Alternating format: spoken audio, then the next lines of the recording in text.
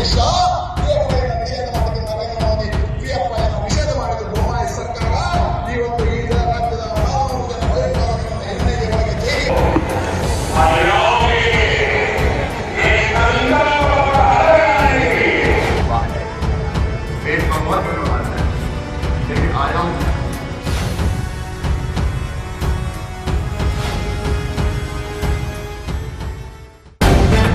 The live TV, सच सबसे आगे।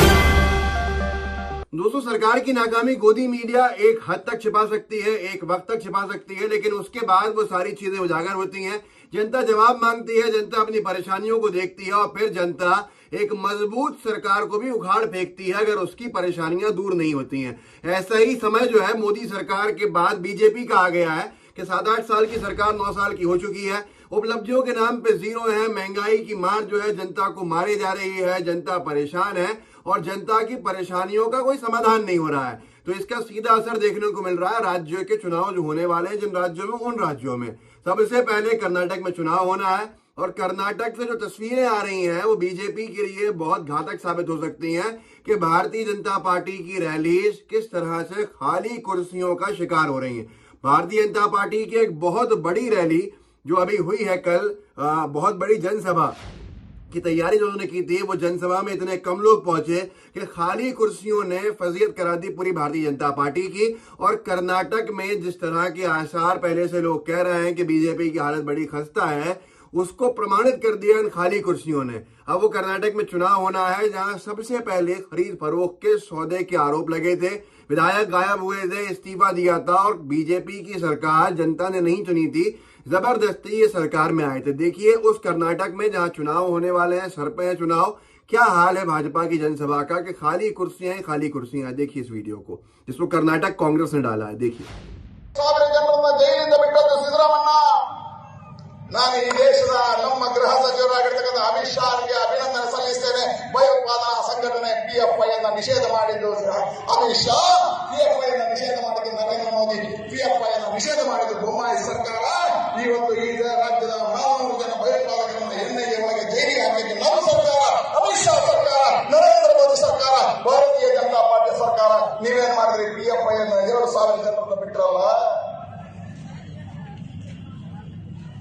ಮತ್ತೆ ಹೇಳ್ತಾರೆ, ಮೊನ್ನೆ ಹೇಳಿಕೆಯನ್ನು ಕೊಡ್ತಾರೆ, ನಾವು ಅಧಿಕಾರಕ್ಕೆ ಬಂದ್ರೆ ಕುಕ್ಕರ್ ಬಾಂಬ್ ದಾಳಿ ಮಾಡಿರ್ತಕ್ಕಂಥವನ್ನ ಬಿಡುಗಡೆ ಮಾಡ್ತೀವಿ, ಶಿವಮೊಗ್ಗದ ಗಲಭೆಗೋರರನ್ನ ಜೈಲಿಂದ ಬಿಡ್ತೀವಿ। तो दोस्तों, देखा आपने अपनी आंखों से कि जिस कर्नाटक में चुनाव होने वाले हैं उस कर्नाटक में बीजेपी का क्या हाल है और यहाँ पर बीजेपी की सरकार है। बीजेपी की सरकार को लोगों ने नहीं चुना था, बीजेपी जबरदस्ती सरकार के अंदर आई, एक कांग्रेस की बनी बनाई सरकार को गिरा के, कांग्रेस और जेडीएस की सरकार को गिरा के। और उसके बाद ये हाल हुआ है कि जनता इतने गुस्से में है कि बीजेपी को जनता क्या वोट देगी, जो जनता बीजेपी की बातें सुनना भी नहीं चाहती है। जनता का कहना है ट्विटर, सोशल मीडिया के ऊपर कि वो ऊब चुके हैं झूठे वादे सुन के, झूठे दावे सुनकर, और अब वो किसी भी कीमत के ऊपर इस बहकावे में नहीं आने वाले हैं। आने वाला समय कितना घातक होगा बीजेपी के लिए वो इन सभाओं से आप अंदाजा लगा सकते हैं। जबकि जहां जहां चुनाव है वहां वहां भारतीय जनता पार्टी की हालत यही हो रही है। त्रिपुरा के अंदर चुनाव होने हैं, त्रिपुरा का चुनाव का पूरा माहौल बन चुका है, त्रिपुरा में मतदान भी हो गया है। उस त्रिपुरा में क्या हालत थी भारतीय जनता पार्टी की, आपको दिखाऊंगा कि वीडियो एक आया, विंग कमांडर उमा आचार्य जी ने डाला है इस वीडियो को, और इस वीडियो के अंदर लिखा है त्रिपुरा में भगवा लहर, पीएम के संबोधन के समय सारी भगवा कुर्सियां जो खाली हैं। आप देखिए इस वीडियो को, मोदी जी त्रिपुरा के अंदर भाषण देने पहुंचे थे और कैसी खाली कुर्सियों ने स्वागत किया था उनका।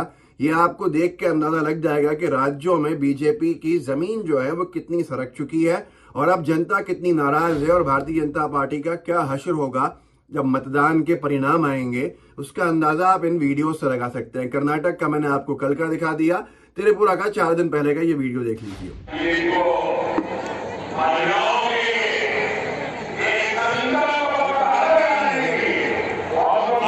तो दोस्तों, ये हालत हुई है भारतीय जनता पार्टी की कि जहां जहां चुनाव हो रहे हैं वहां वहां जनता जो है परेशान है। जनता महंगाई से परेशान है, जनता एक उद्योगपति के इतने अमीर हो जाने से और जनता का गरीब हो जाना वो भी नहीं झेल पा रही है। फिर बीजेपी की सरकार का ऐसे नतमस्तक होना कई लोगों के आगे जो उनकी मजबूरी है और जनता के लिए आवाज नहीं उठाना, ये भी जनता को गुस्से को बढ़ावा दे रहा है।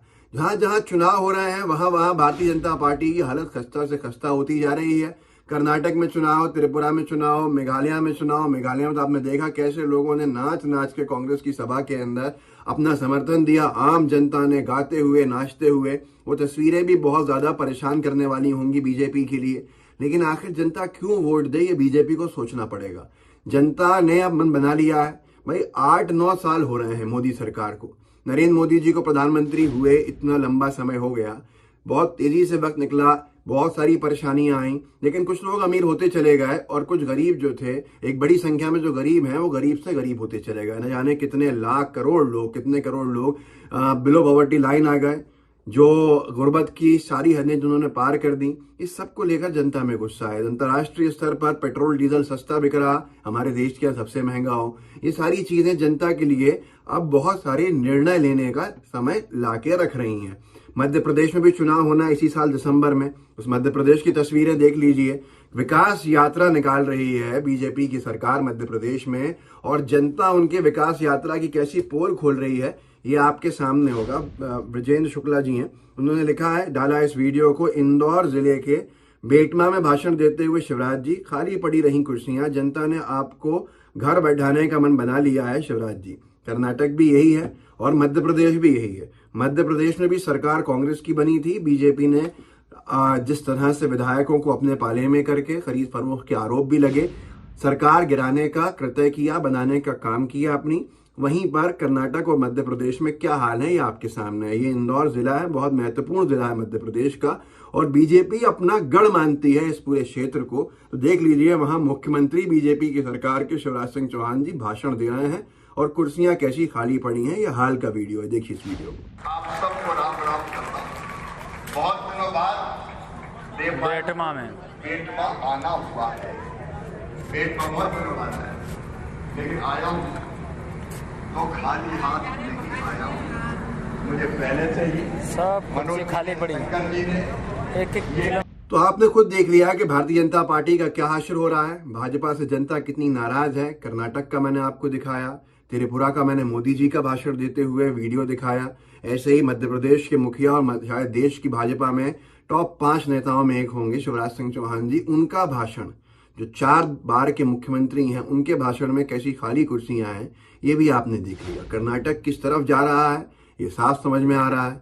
त्रिपुरा किस तरफ जा रहा है ये साफ समझ में आ रहा है। मेघालय किस तरफ जा रहा है ये साफ समझ में आ रहा है। मध्य प्रदेश के क्या परिणाम होने वाले हैं ये भी साफ दिख रहा है। बीजेपी के लिए खतरे की घंटी बजती जा रही है, लेकिन शायद अब बहुत देर हो चुकी है और जनता अपनी परेशानियों पर सवाल बीजेपी से पूछती है तो वो धर्म के नाम पर बीजेपी के लोग, बीजेपी की विचारधारा के लोग लोगों को भ्रमित करना चाहते हैं। वो चल नहीं रहा है। जैसे कि मिसाल के तौर पे श्री राम सेना वाले हैं, जिनका फायदा कर्नाटक में सीधे बीजेपी को पहुंचता है। जिस कर्नाटक से मैंने इस पूरे वीडियो को शुरू किया था, उन्होंने एक बयान दिया, उसके अध्यक्ष ने, प्रमोद मुतालिक ने, एक हिंदू लड़की के बदले 10 मुस्लिम लड़कियां फंसाओ, सुरक्षा रोजगार हम देंगे, बोलता हिंदुस्तान ने छापा है। तो अंदाजा लगा सकते हैं कि बीजेपी और उसकी विचारधारा के लोग किस स्तर पर पहुंच चुके हैं कि उनके लिए खतरे का गड्ढा जो है वो कितना गहरा हो चुका है कि इन बयानों का सहारा देना पड़ रहा है।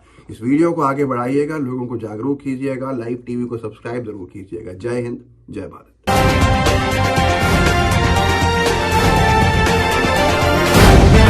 द लाइव टीवी, सच सबसे आगे।